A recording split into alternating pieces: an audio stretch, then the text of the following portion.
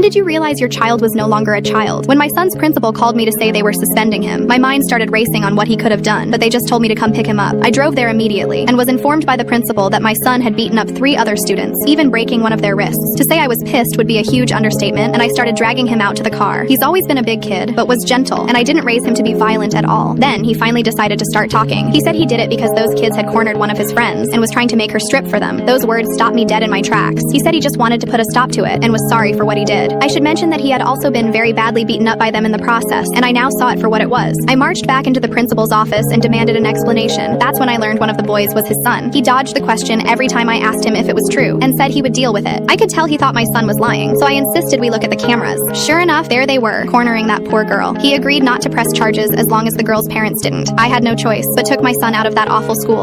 When did reality slap you in the face? I'm an ER doctor and was working super long hours at the hospital for a while. My daughter meant the world to me, but I couldn't spend any time with her. She knew what I did, but I could tell she wanted to spend more time together. So I promised her a whole month in advance I'd take her to her favorite amusement park. She did a little happy dance after I said that and wouldn't stop telling me how excited she was. That day finally came, and of course I get called in for a big emergency. I told her I couldn't keep my promise anymore, and she burst out crying immediately, but tried to tell her she could still go with my girlfriend. She said she didn't want to go unless it was with me. I just wanted her to have a little bit of fun, so I gave her $50 and told her to win something amazing for me, which finally made her go. I couldn't focus at all. I just felt guilty I made her cry. I came home that night ready to ask her about her day, but she was already sleeping, so I went into my room to see a fluffy green frog sitting on the bed for me. It almost brought me to tears, but then I noticed the note. It said, "I know Daddy saves lives, and it's okay that he doesn't have time for me, but in return, I want you to save even more lives. I love you, Daddy." I cried my eyes out. The smartest thing you've seen someone do. At my high school, everyone knew this guy, Luis, was a drug dealer. He didn't even try to hide it, and practically the entire school knew. The cops would pull him over for just existing, and whenever something drug-related happened at school, naturally, he was the first person they'd search. But every time they did, they never caught him with anything. They cut the lock off his locker almost every week to try and find his stash, but still nothing. One time, someone spread a rumor he hid it in a locker that wasn't assigned to anyone, so the principal ordered that every lock in the entire school be cut, and all lockers be searched. Still, they found nothing. Luis thought it was hilarious, and the administration had no idea what to do. Every time they'd catch kids with something, they would all say, "I bought this from Luis." Luis encouraged them to say it. They would search him every day, and he let them. They'd even bring cops to search his car, and he would laugh while they found nothing. He was driving the cops and the principal insane, until finally he figured it out. Over Christmas break, the principal's son asked him for shoes that had a secret compartment hidden in them. It immediately clicks. The first day back at school, as soon as the first bell went off, Luis was immediately called into the principal's office. He walks in, and the principal asks him to take off his shoes. He takes them, and it turns out his hunch was right. He had hidden compartments in his shoes, but still didn't find anything in them. I guess Luis is absolutely laughing his ass off at this point. When the principal asks why, he has the audacity to explain that it was the first day back and he hadn't seen anyone for weeks. He didn't bring anything for anyone that day. If the principal would have waited one more day, he would have caught him.